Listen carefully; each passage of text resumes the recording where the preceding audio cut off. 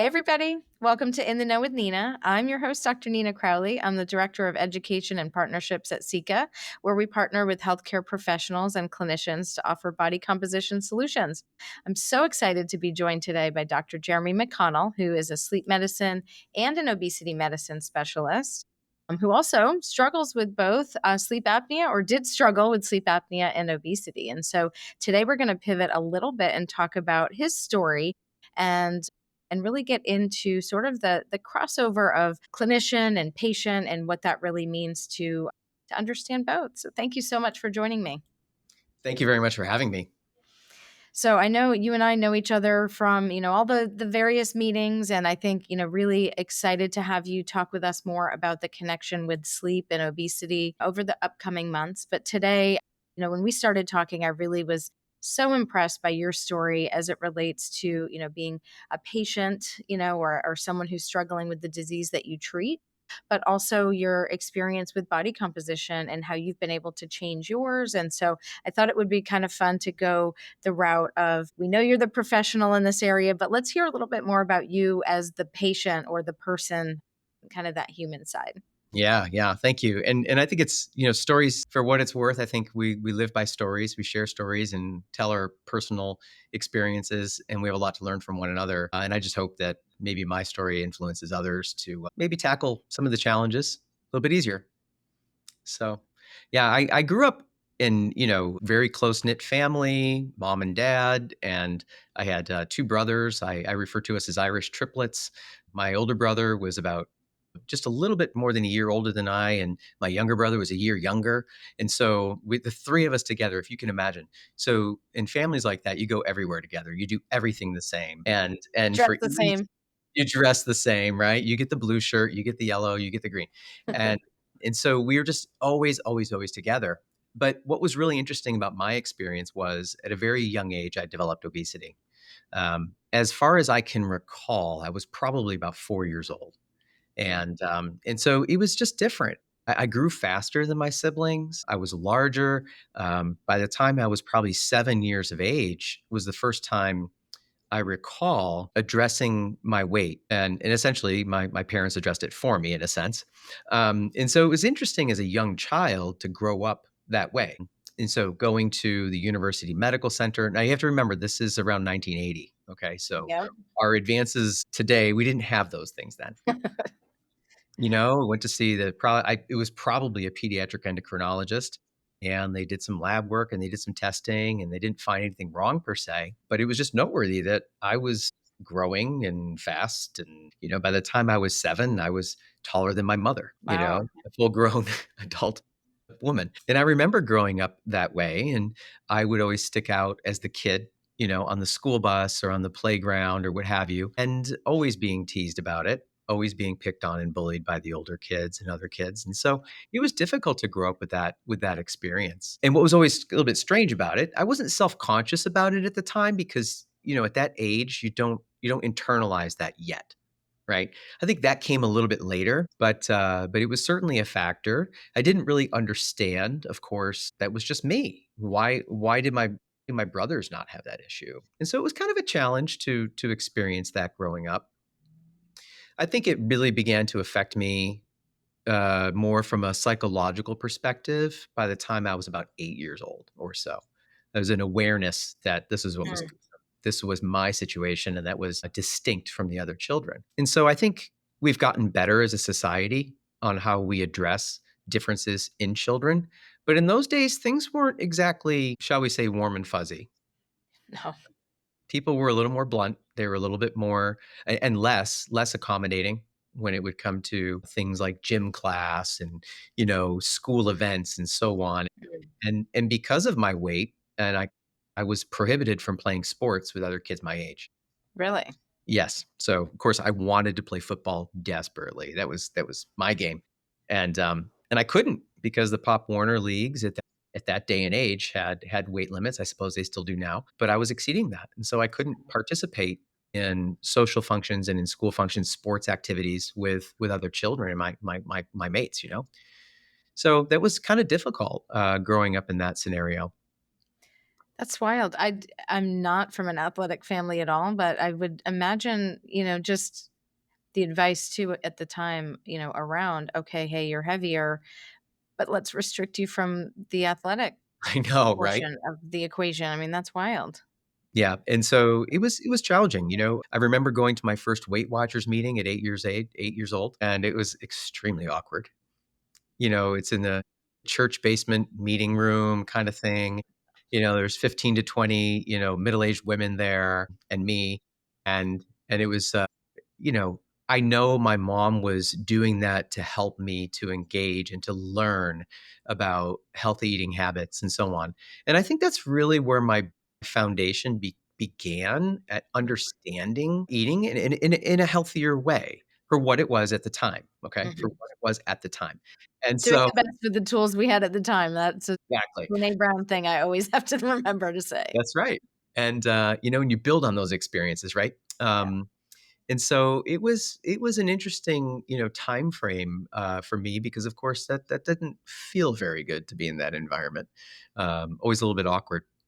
Um, one quick story about that I can recall was there was we would always go out to lunch afterwards. So it was like we went to the meeting, right? And so there was this like educational component about health and well-being and so on. And then of course we go to lunch after, right? But it was kind of like that reward for having done that sort of thing. Bit Mm, odd. But it wasn't until I think I was about 12 years old that I experienced a bias from a healthcare provider. Okay, shame, actually. mm, So it was a really interesting experience, and I know the audience will probably appreciate this, but I had a slipped capital femoral epiphysis, which is an orthopedic condition, which is more common in pubescent boys with obesity, and it's always on all the board exams. So the family medicine board exams, I'm sure it's on the pediatrics board exams, and so I always got that question right.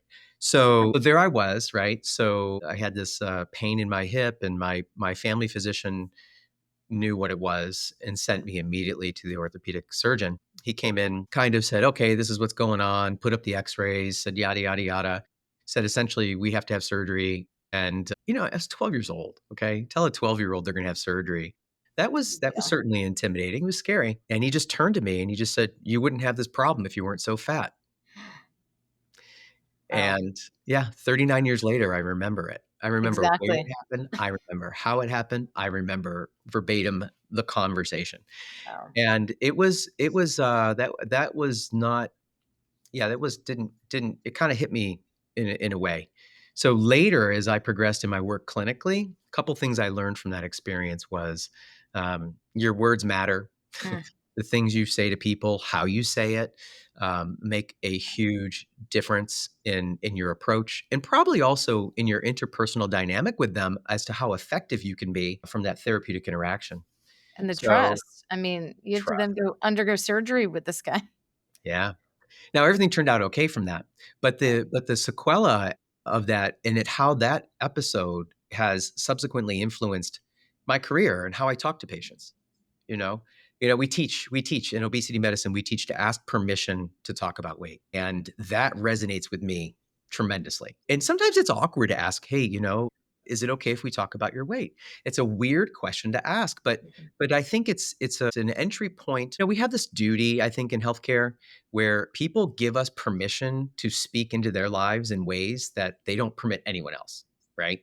And Mhm. so we get a glimpse into their internal who they are as a person. And I think there's a trust there that if we abuse that, it can be pretty harmful. So we have to keep that in mind. And I think we can use that for the positive in terms of say motivational interviewing to get them to kind of come along with you in that journey. But that episode really stuck with me quite significantly, formatively in my clinical training. It wasn't long after that I decided I wanted to be a doctor. So Really? yeah, I was probably 14. So these different experiences build on each other, But it wasn't until I think I was maybe a sophomore in high school that I had my first episode, I would say, of success with weight loss. Mm. It was an interesting time. I had a wonderful he's actually a legendary high school sports coach, Hall of Fame and everything. And he said to me one day, he said, you're the best offensive lineman on our football team. He said, but I'm not going to start you until you can keep up with the team. because of my size at that time. I was probably 265 pounds. I didn't have the endurance to stay with the Mm. team drills. And so I think he approached it the right way. So for anybody who has influence with teens and adolescents, obviously our approach, and we're talking about that a little bit here in communication, but he said it respectfully. He said it with love, right? It wasn't, a harsh statement. It was, hey, I think you've got an incredible talent here, but I want to encourage you to really hone in on that.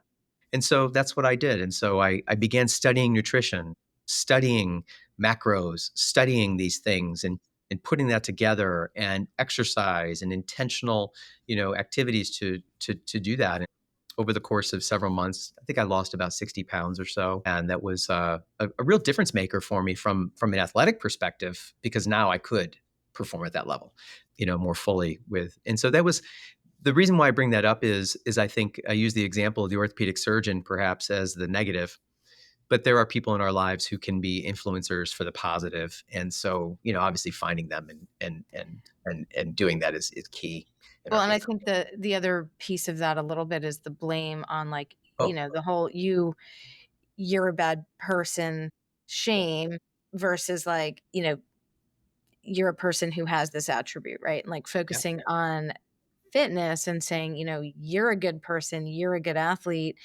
but fitness is something you can improve at any size, and not having it be about your size. That's what that feels different to me. Yeah, I think you're right. I think you're right. And I think that my experience at that age, I was about 15, I think, 15, 16, somewhere in there.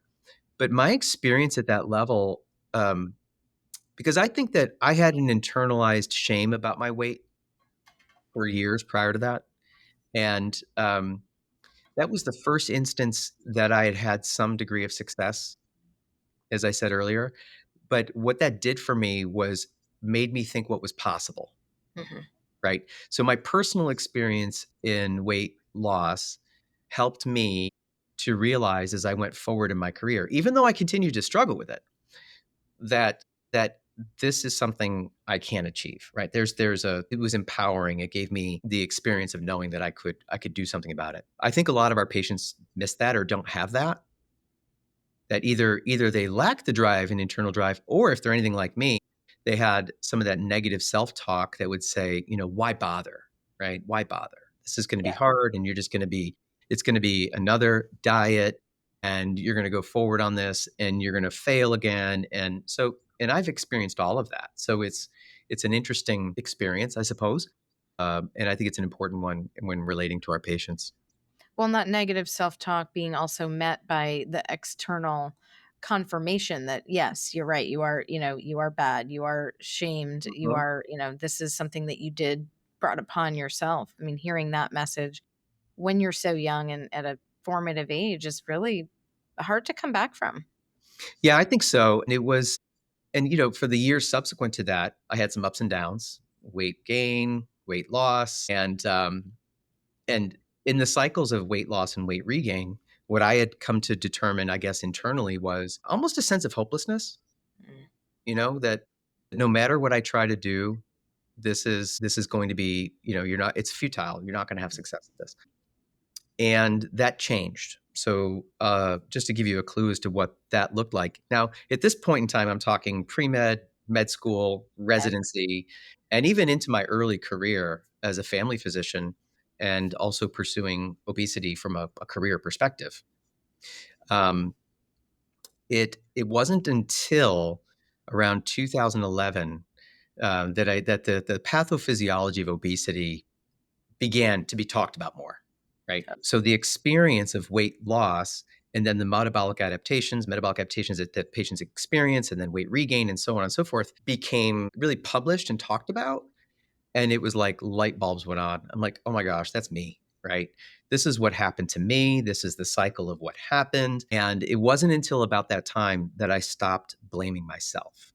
Hmm. Okay. Because I didn't understand it from a scientific perspective. Right. The biology explanation clicked.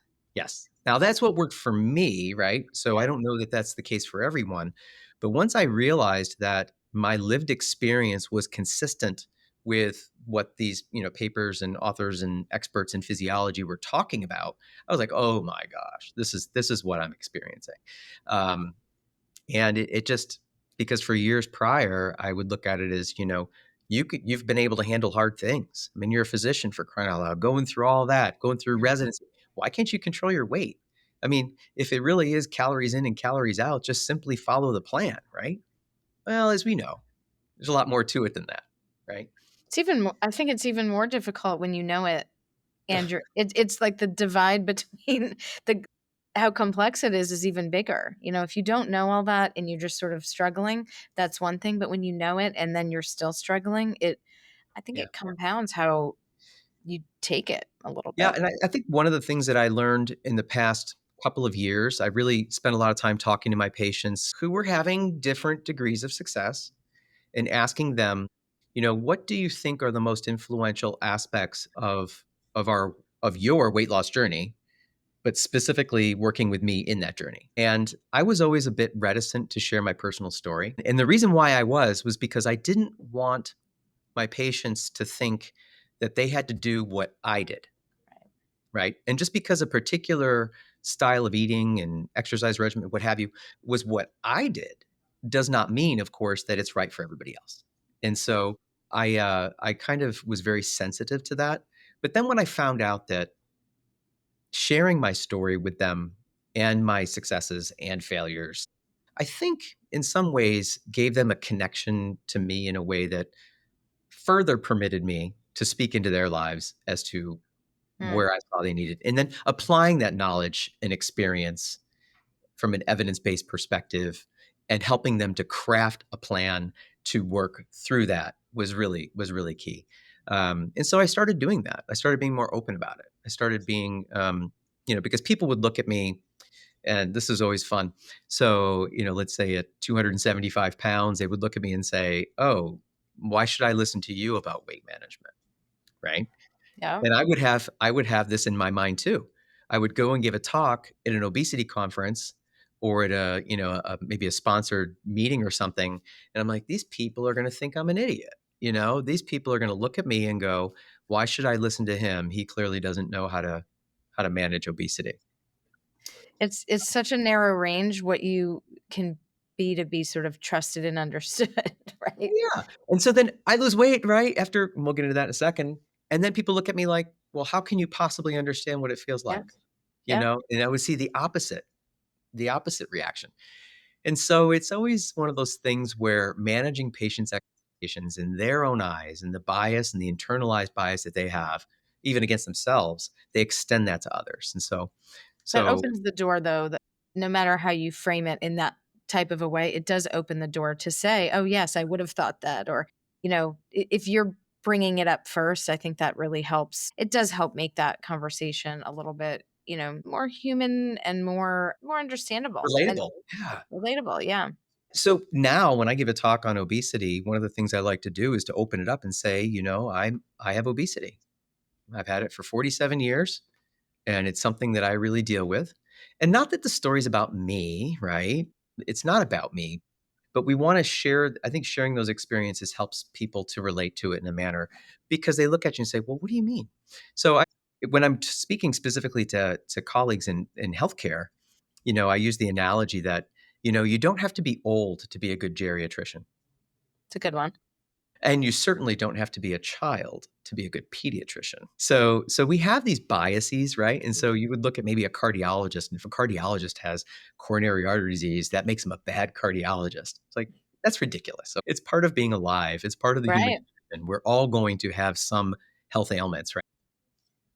Or the addiction field, where a lot of I mean, that helps usually, give that, background to say, "Okay, you understand this." Sure. Weight just has this special complicated place where it's like you can't be too much on either side for people to really understand it. So what I try to do with patients is I teach them about metabolic adaptation. I teach them about the physiology. I teach them about, the fact that this is a chronic problem. This is a chronic condition, and we want to make incremental improvements. And it's going to take time, and you have to look at this longitudinally. And Mm. and as I tell them a little bit about what I've gone through to achieve where I am now, they kind of look at me like, "Oh boy, I have this problem and I've got this resistance against weight loss. So speaking about body composition and the role of that and all the different tools that are available to us today on how we can make the journey, I think, better for the patient are really relevant. And so, for me, I had reached 330 pounds at my heaviest, 5'8". I think my driver's license says 5'9", but really 5'8" because my Sika scale tells me how tall I am. Can't hide it there. Um, but uh, but I had done some ups and downs, and I started my first use of an anti-obesity medication. I want to say in about 2011, give or take. And so through that time, I had lost weight, regain, weight loss, weight regain, and so on. But when I was 44, I was about 275 pounds. That's when I developed sleep apnea. Mm, So, as a good sleep doctor, test myself, right? So there it was. And so I struggled with tolerating CPAP. It mm, was like a lot of our patients.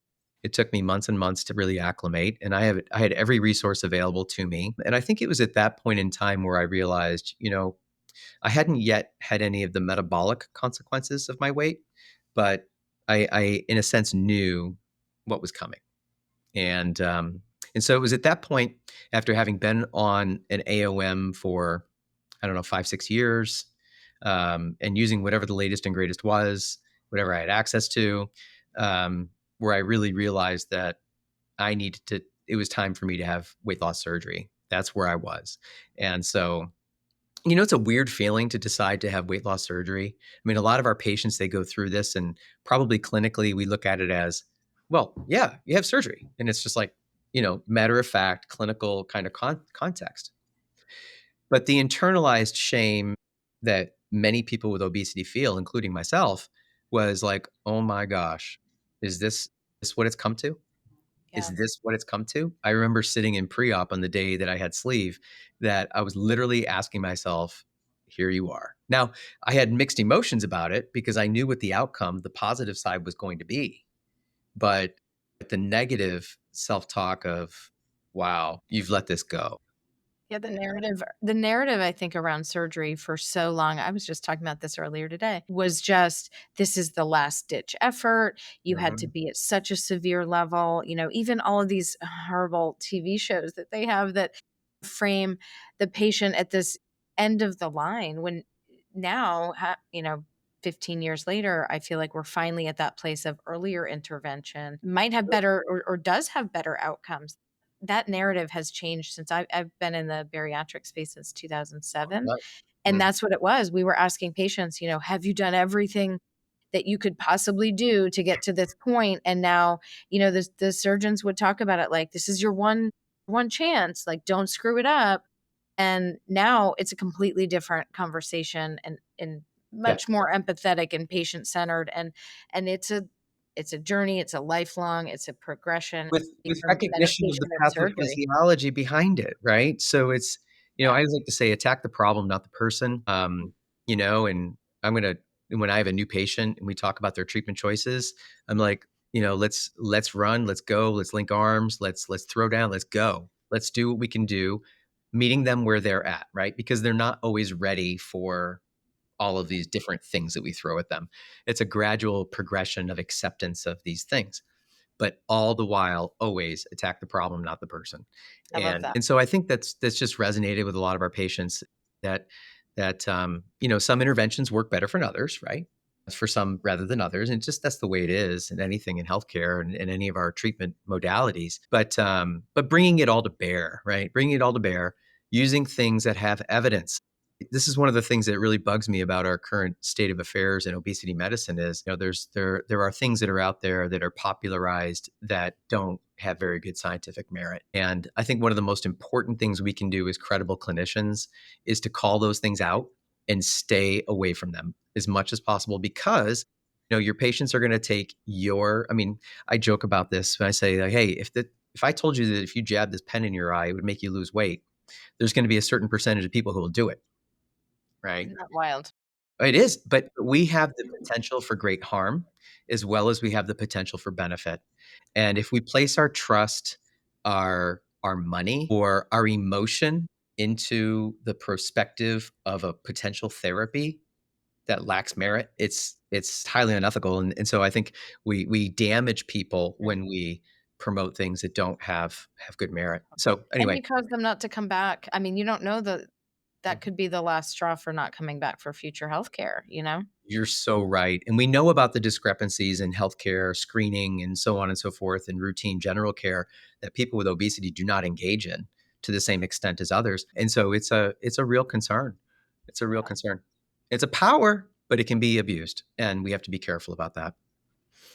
So surgery for you was 2011, No, 2018. 18. Okay. All Yeah, right. I'm that's okay. trying to That's the keep time. up on the timeline. Okay. It's been 7 years, just past 7 years. Yeah, and so back then, if you recall, the application of anti-obesity medications in patients who've had bariatric surgery was still considered kind of fringy. Mhm. It was out there a bit. There were limited studies published, Very limited. limited experiences. Nowadays, it's actually much more accepted. But but this was an interesting thing for me because I knew the effect, the metabolic effect of having sleeve, the impact that it would have on hormones like GLP-1, and I knew that the time frame of benefit was going to be somewhat finite. And because of my weight loss and weight regain cycles that I'd had in the past, I was kind of projecting that I wasn't going to lose as well because of Mm, that recurrent weight loss and weight regain. So I think it was about 7 or 8 months after surgery, and I had probably lost, I want to say 20% of my body weight at that point. okay. Not bad, not bad. Where I started to get recurrence of the want and desire to eat and the poor satiety that was my fundamental problem going back, at the basis. So Right. it was at that time that I started back on, at the time it was Saxenda. That's what we had available. So I started back on Saxenda, which helped me just to kind of accelerate my loss a little bit more for a period of time. In which case, after a few months, I began to plateau out again. And that was when Ozempic came on the market. Mhm. So our friends at Novo Nordisk, I was able to access that. And with that, it helped me to continue to lose weight down to about 170 pounds. So it was about 100 pounds weight loss at that Okay. point. So all the while, I had my Sika scale, of course. And so I was measuring my body composition as I was doing that.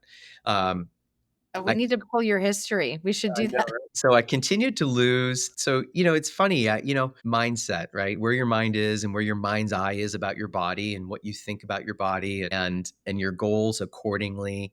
For me, it became kind of a challenge as to where I could take this.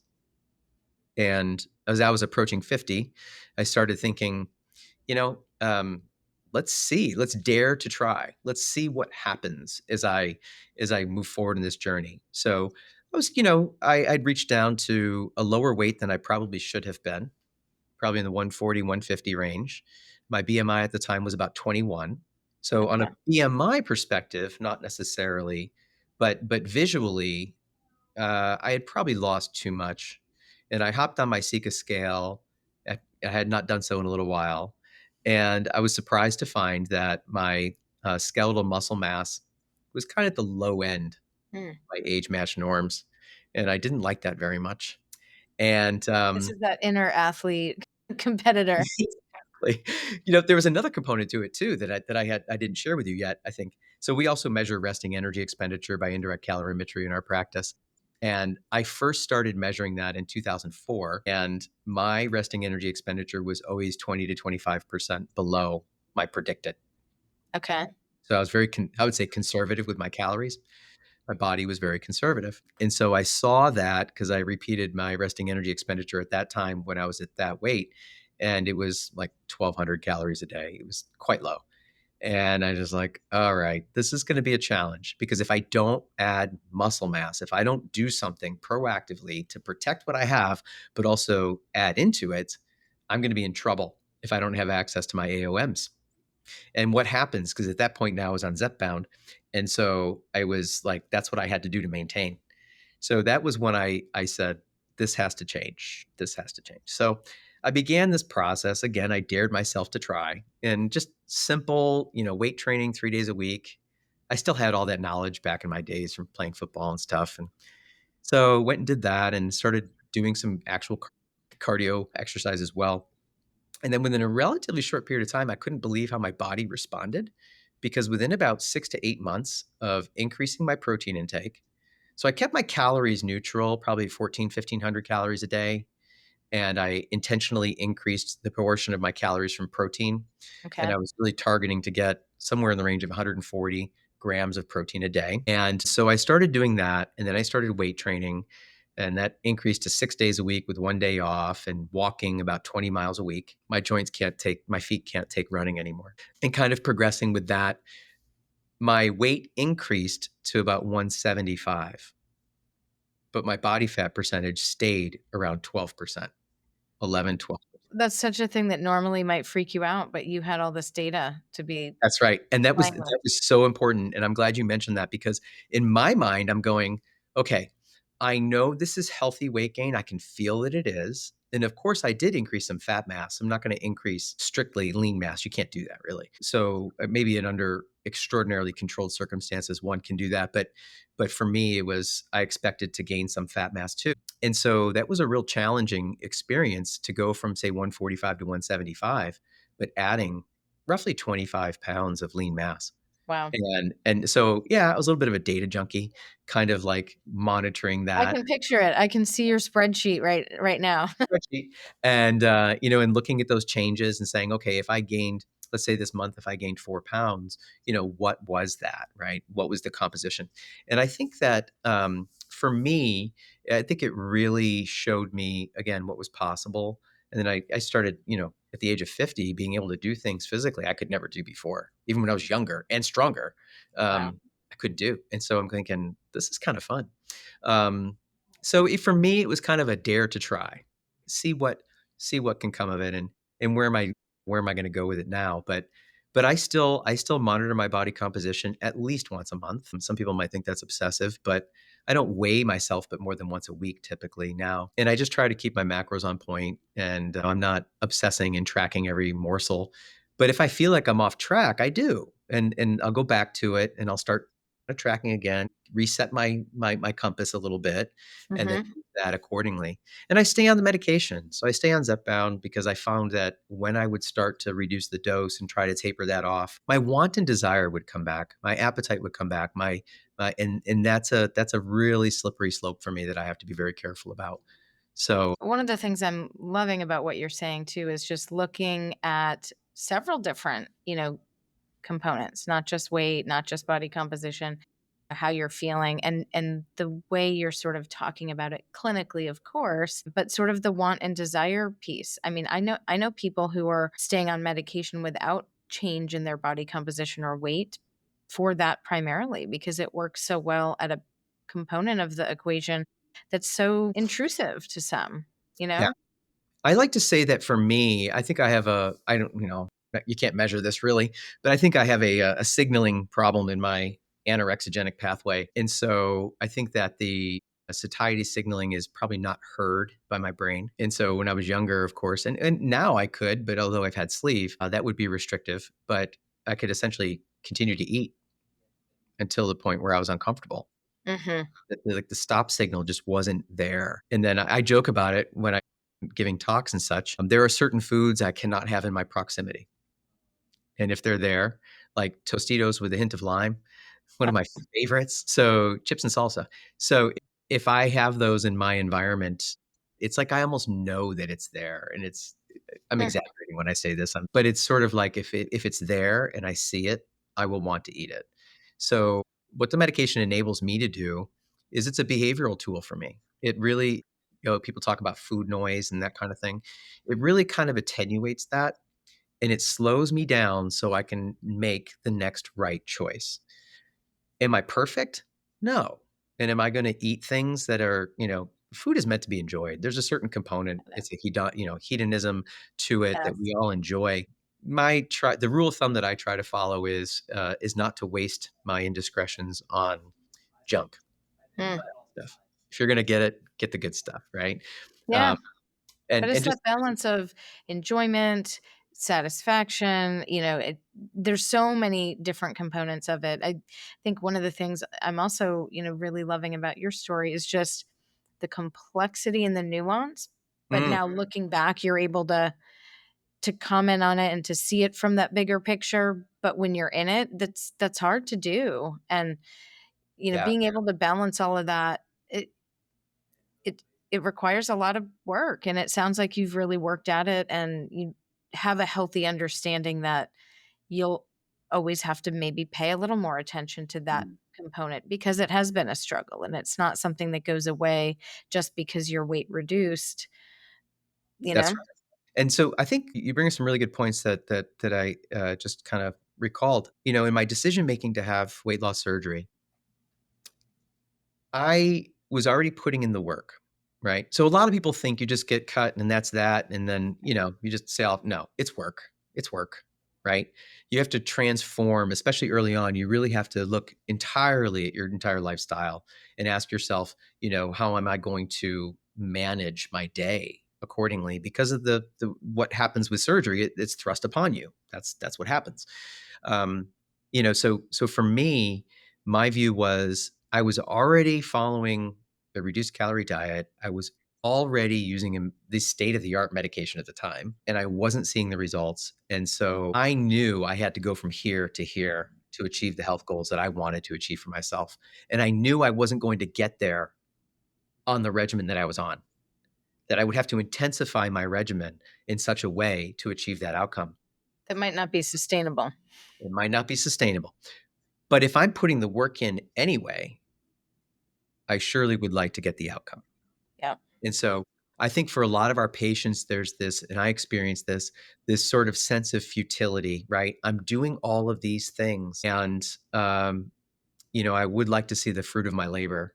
And so for me, that's just where I was. And that was like the tipping point. I mentioned also earlier the risk of comorbidities that weighed on me at that point in a manner that it didn't before. I feel like I got away with it for 25 years, right? Or longer, where things didn't quite catch up with me. Right? Maybe because your Yeah. age or yeah. Yeah, good genes. I don't know. I mean, I have obesity in my family too, but it doesn't necessarily come with a lot of the comorbidities. There's quite a bit of diversity about that in a population. But that was a turning point for me when I realized, okay, it's time. The other piece was, and this is a longitudinal understanding that took time to build, but it was the understanding that I remember sitting one day and just going, this is obesity is not something that's really going to leave me. This is something that's going to be a part of where I am. I have no evidence to suggest that I'll ever be cured of this condition. And so I had to come to terms with the fact that those are the cards that I've been dealt, and that's what I'm going to have to address. And it's right or wrong, good or bad. You know, Yeah. I don't want to deal with it. I don't want to have to deal with it. And so I But that's talk. a mindset that's a big mindset shift. It That's really was. important. And I talk with patients about this. I'm like, "I know you don't wanna be here talking to me today about this problem, okay? I know you'd rather not." Wouldn't we all?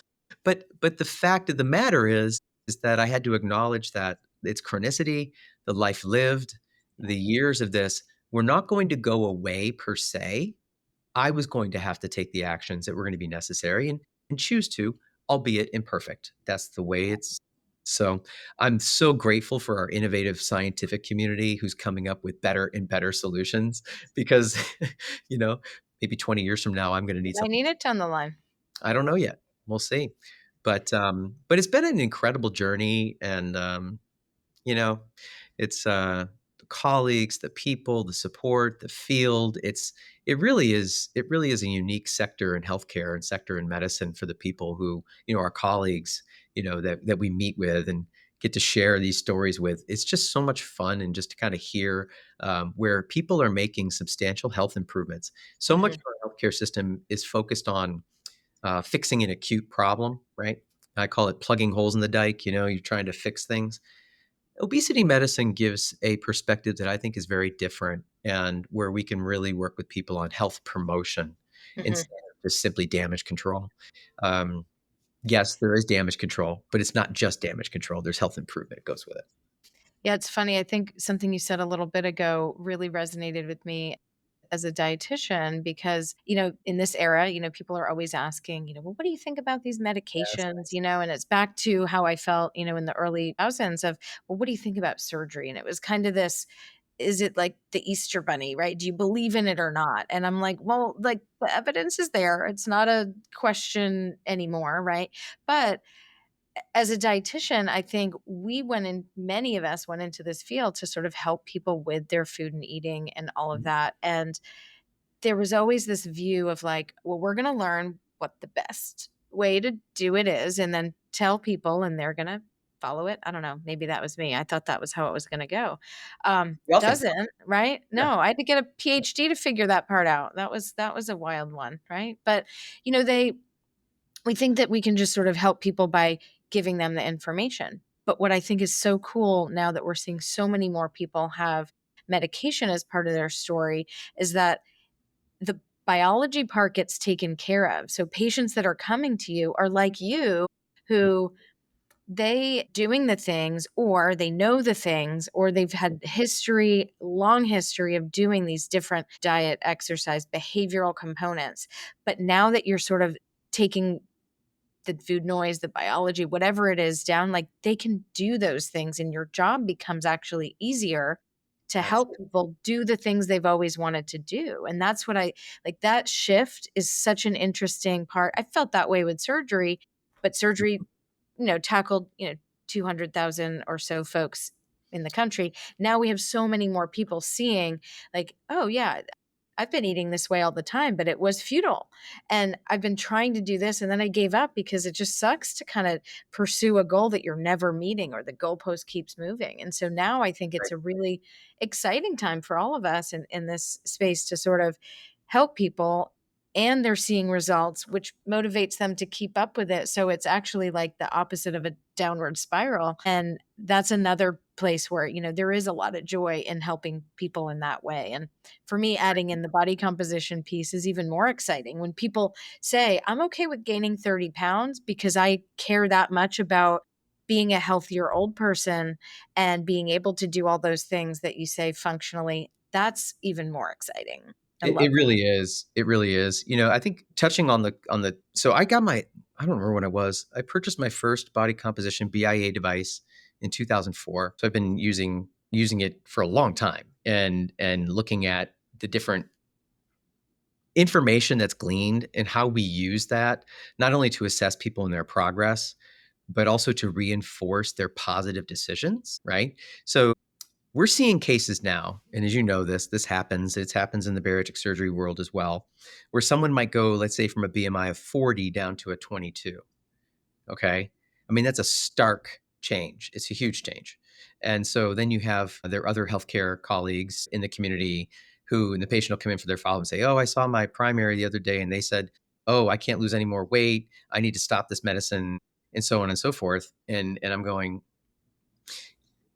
let's measure you. Let's see where you are. We've been measuring you all along. So we've been tracking your progress. Let's give some credence to the concern. Okay. But with these newer medications, we're seeing magnitude of weight loss that is so significant that now people are going, whoa, you've gone too far on the other side of the pendulum has swung too far to the other direction. So I use that information, my body composition information under those circumstances to validate that the patient is doing well, and then we'll take a look at their protein stores. We'll look at things like their albumin and pre-albumin and show them they are adequately nourished. And we're tracking their nutrition and we're looking at their data in a manner to say it is okay to be a BMI of 22. Just because it's not the norm today does not mean that that's not okay, right? So that's Really good one point. element of how we use the body composition to monitor that progress. Obviously, we're looking for people who are losing a disproportionate lean mass loss so that we can underscore and emphasize the nutritional changes and behavioral changes and physical activity changes that we need to incorporate for their success. That's probably the main way in which it's used. I think the new application with Sika, so well, new, it's been up for at least a year, but where patients can track and see their data longitudinally and kind of know their numbers. I think that helps patient engagement in our practice. And I can't imagine practicing obesity medicine without knowing that information. I think it adds a certain level of scientific veracity to what we do on a day to day basis that reinforces how our patients engage with us and know that they're on the right track. Do you know how many 70-year-old women I've been able to convince to do resistance training?